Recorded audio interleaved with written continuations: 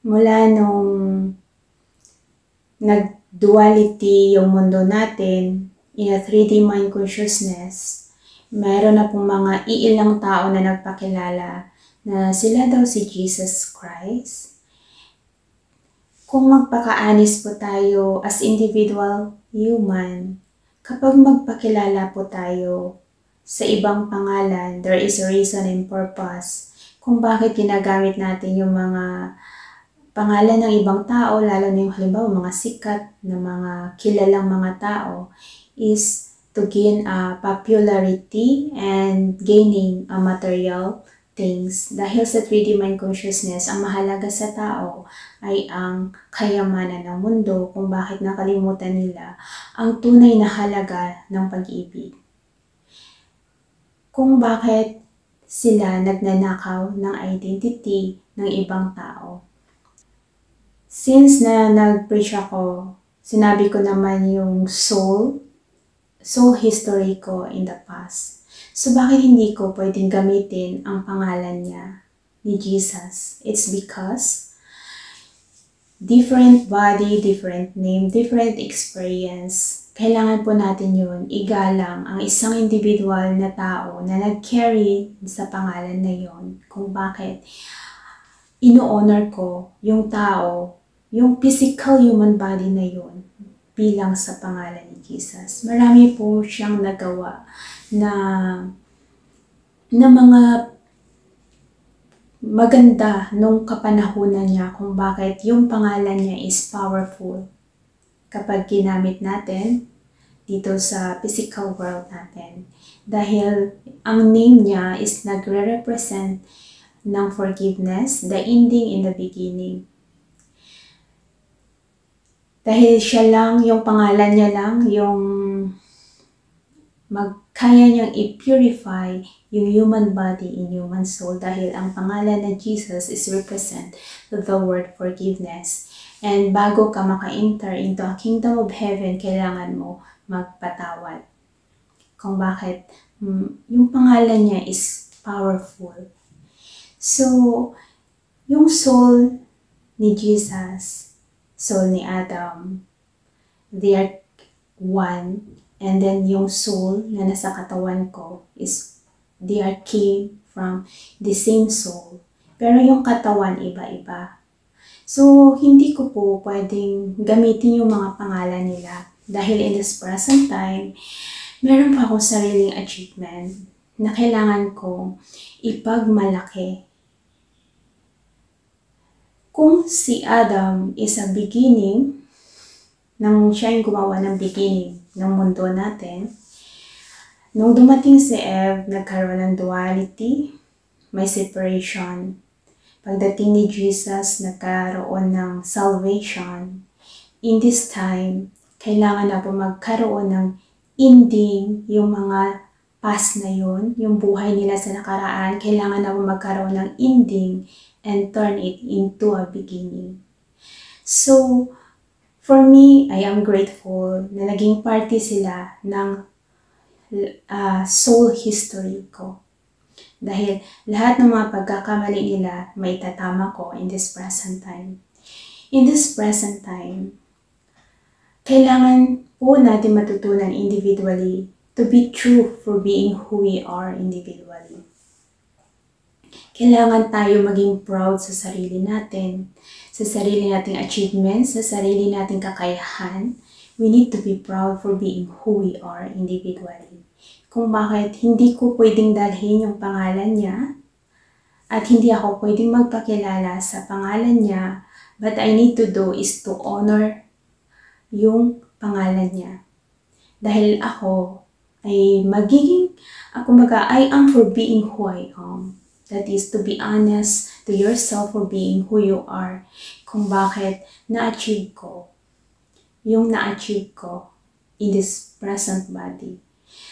So in this present time, the new earth is my own achievement. Ang new earth na tinatawag or heaven on earth is my own achievement. Nung pumasok ako sa field of spirituality, that is the proposal. Kumbaga, that is a manifestation of a pure heart na sinang-ayunan ng lahat. Si God, yung mga angelic spirit, lahat sila sumang-ayon dyan. Kung bakit nabuo. Kung bakit nabuo yung the new beginning. That is the new earth. A heaven on earth, or the golden age for an individual human. Kung bakit ako nag-preach.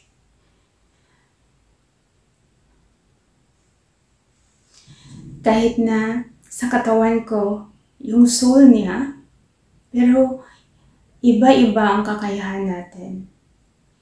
I'm only the one who manifests the new earth, pero behind my back, sila ang gumagawa ng proseso on how it happened sa mundo natin. Si God, lahat ng mga angelic world, lahat ng mga spirit na sa love and lights, the purpose is a good thing sa mundo natin, marami po yan sila. Kaya sabi ko nga, makikita nyo akong nag-iisa, ngunit behind my back, there's a lot of unseen na tumutulong. Kung bakit, that is my own achievement. The new earth, or the golden age for the humanity.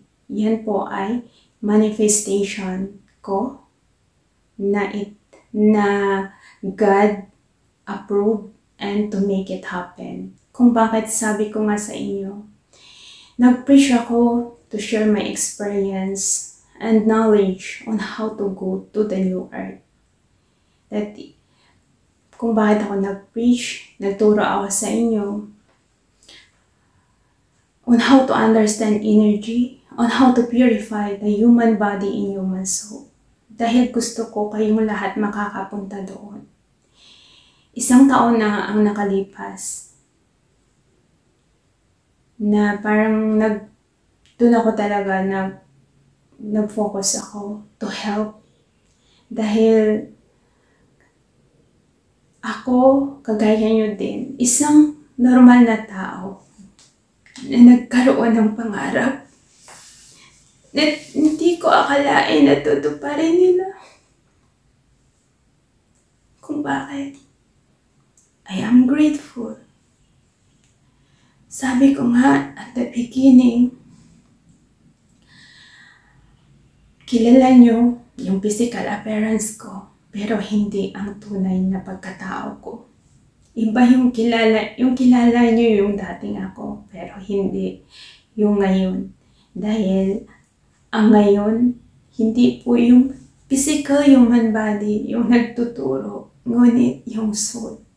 I already explained it sa mga past video ko. Kaya ngayon, sinishare ko lang sa inyo na it's time to return back to God. Dahil this year, a law of attraction will be activated to our world. Kung bakit kailangan talaga ng bawat individual na tao na magbalik loob kay God.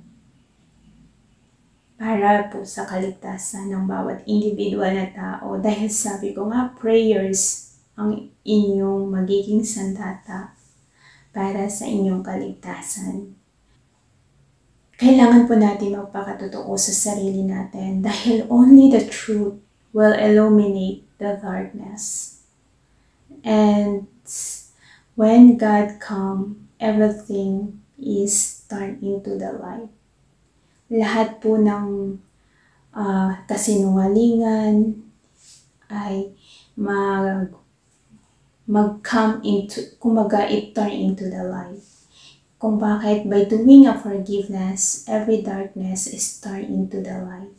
Yan ang halaga ng pangalan ni Jesus. Na kailangan natin i-acknowledge yung pangalan niya dahil that's the most powerful name Dahil sabi ko nga, each of us, we have different goddess. Each of them may mga na-achieve sila individually na kailangan natin i-honor. But we need to understand also kung sino yung God of all God. Parang true God siya. So we need to understand also the value of the word forgiveness, which stands sa pangalan ni Jesus. Kung bakit wala akong karapatan angkinin ang kanyang na-achieve dahil may sarili akong achievement. Kaya kailangan natin kaya kayo tinuturuan din on how to be true for being who you are.